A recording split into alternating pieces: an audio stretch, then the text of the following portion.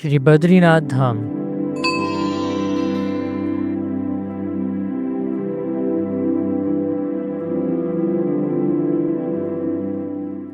मेरी चार धाम यात्रा का आखिरी पड़ाव। आज के वीडियो में हम करेंगे बद्रीनाथ जी के दर्शन, जानेंगे कितनी है भीड़, कैसी है होटल्स एंड स्टे की व्यवस्था, बद्रीनाथ के पौराणिक कथाएं और भी बहुत कुछ। तो नमस्ते दोस्तों, मैं हूं सागर और जस्ट अभी फूलों की दुनिया यानी वैली ऑफ फ्लावर का अपना सपना पूरा करने के बाद मैं जा रहा हूं अपनी चार धाम यात्रा के आखिरी पड़ाव श्री बद्रीनाथ धाम के लिए।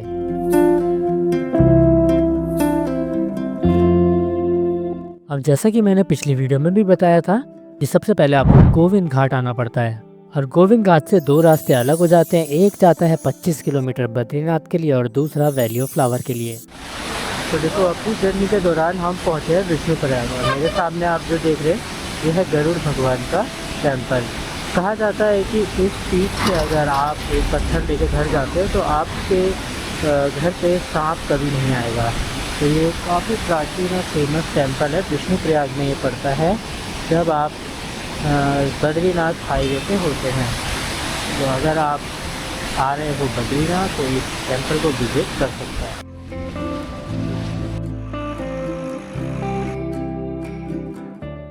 Very good morning from Badrinath. और ये हमारी कॉटेज है बद्री विला रिजॉर्ट। देखो कितने अच्छे बने हुए हैं, आप देखो बहुत अच्छे क्यूट लिटिल कॉटेजेस हैं और बहुत ही नॉमिनल चार्ज है इनके। आप बार्गेन करोगे तो थोड़ा कम भी करते हैं। यहाँ से मात्र 400 मीटर की दूरी पे टेंपल है, तो आप सोचो कि इजीली आप यहाँ पे स्टे करके टेंपल की साइड जा सकते हो। हट जैसे हैं, काफ़ी अच्छे क्लीन हट्स बने हुए हैं। और मैं ये बद्री विला रिजॉर्ट का आपको कॉन्टैक्ट भी ऑनलाइन अपने डिस्क्रिप्शन में डाल दूँगा।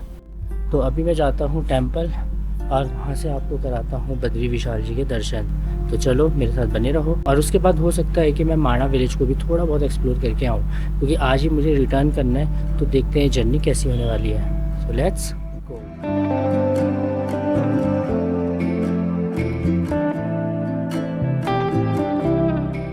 तो दोस्तों, अगर बद्रीनाथ धाम की तुलना करूं मैं बाकी धामों से, तो यहाँ पर टूरिस्ट और भक्तों के लिए काफ़ी अच्छी सुविधाएं हैं। यहाँ पे आपको अपने बजट के अनुसार अच्छे होटल्स एंड रिजॉर्ट्स मिल जाएंगे। इसी वजह से यहाँ पे रुकने और खाने के लिए कोई परेशानी नहीं होती।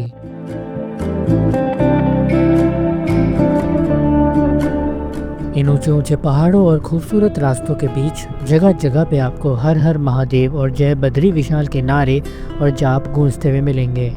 सच कहूँ तो इतना डेवलपमेंट मैंने यहाँ पे एक्सपेक्ट नहीं किया था। और बस इन्हीं वादियों को निहारते हुए हम पहुँच गए थे श्री बद्रीनाथ जी की पार्किंग में। ये देखो आप बद्रीनाथ धाम के नज़ारे, कितना खूबसूरत नज़ारा आ रहा है।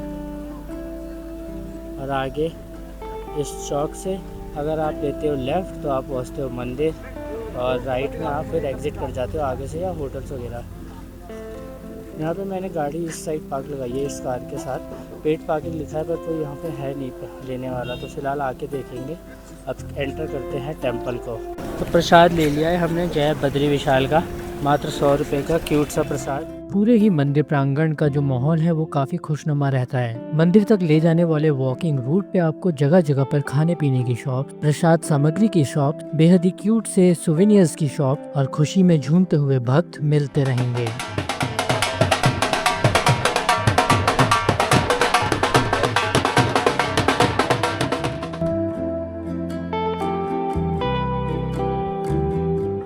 थोड़ा सा लेट होने की वजह से भीड़ काफ़ी हो चुकी थी और इसी के बीच हमें मिली श्री बद्री विशाल जी की पहली झलक।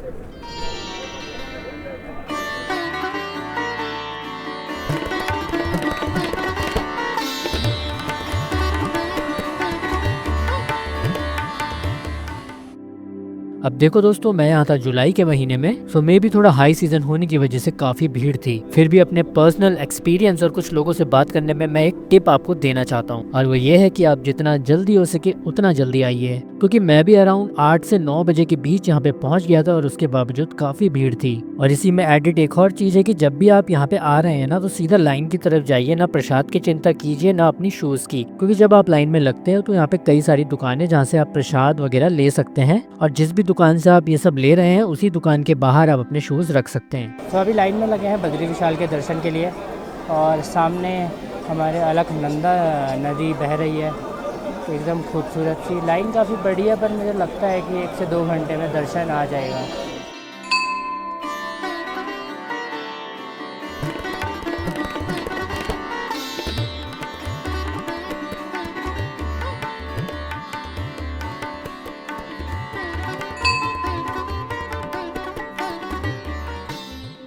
अब अगर आप मेरी सीरीज फॉलो कर रहे हैं तो आप जानते होंगे कि मैं 3 धाम ऑलरेडी करके यहाँ पे पहुंचा हूँ। और बद्रीनाथ के जो धाम है ना, वो बाकी 3 धामों के खुलने के बाद खुला करते हैं। और विंटर्स में जब बद्रीनाथ धाम के कपाट बंद होते हैं तो यहाँ से बद्री विशाल जी को ले जाया जाता है जोशी मठ के नरसिंह देवता मंदिर में। साथ ही साथ बद्रीनाथ धाम वैसे तो उत्तराखंड के 4 धाम का एक पार्ट है ही, बट जो इंडिया के बड़े 4 धाम है उनमें से भी एक मुख्य धाम है, जिसमें अन्य धाम है द्वारका, रामेश्वरम और जगन्नाथपुरी। इसी वजह से यहाँ पे कभी कभी बहुत ही ज्यादा भीड़ हो जाती है, क्योंकि नॉर्मली लोग जो बड़े 4 धाम कर रहे होते हैं वो तो यहाँ आते ही हैं, साथ में जो छोटे उत्तराखंड के 4 धाम कर रहे होते हैं वो भी यहाँ पे आते हैं।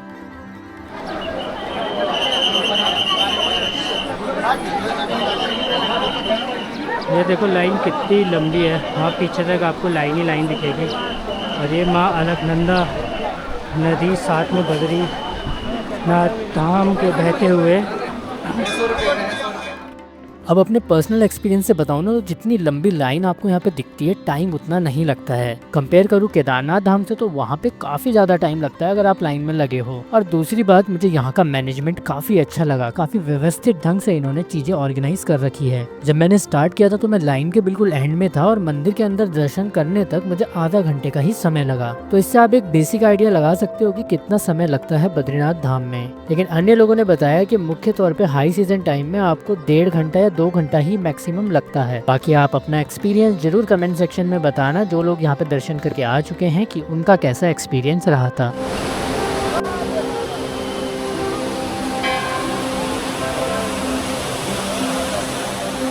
मंदिर के नजदीक ही आपको मिलता है गर्म पानी का तप्त कुंड, जहाँ पे आप स्नान करके मंदिर के अंदर प्रवेश कर सकते हैं। अब सबसे प्रसिद्ध पौराणिक कथा के अनुसार भगवान विष्णु जी ठंड के बचाव के लिए बद्री यानी कि बेर के पेड़ के नीचे तपस्या कर रहे थे। उनकी पत्नी श्री लक्ष्मी जी ने बेर के पेड़ का रूप धारण करके भगवान को आश्रय दिया। उसी वजह से इस जगह का नाम बद्रीनाथ पड़ा और तब से ये भगवान विष्णु के निवास के रूप में जाना जाता है। उसके बाद आदि शंकराचार्य जी ने 8वीं सदी में अलकनंदा नदी से भगवान की मूर्ति निकाल के यहाँ पे स्थापित करी और भक्त जनों का आना यहाँ शुरू हो गया। मेरा ये सफर काफी यादगार था। बद्री विशाल जी के दर्शन के बाद जो दिल में खुशी है उसे शब्दों में बोल पाना काफी मुश्किल है।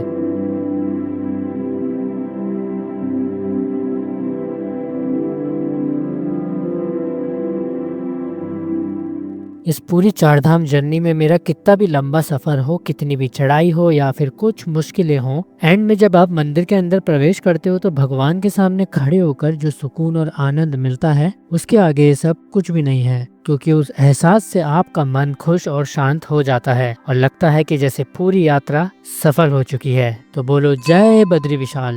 सो मेरी 4 धाम जर्नी का एंड यही होता है। हमारी अगली वीडियो में आप चलेंगे माणा विलेज, जिसे इंडिया के फर्स्ट विलेज होने का दर्जा हासिल है। सो दोस्तों, इस पवित्र यात्रा में मेरे साथ रहने के लिए आप सबका बहुत बहुत धन्यवाद। सो अगर आपको ये वीडियो पसंद आए तो प्लीज वीडियो को लाइक कर दो, शेयर और सब्सक्राइब करना बिल्कुल मत भूलना। तो मिलता हूँ आपसे नेक्स्ट वीडियो में, तब तक के लिए जय हिंद, जय Badri Vishal and keep travelling.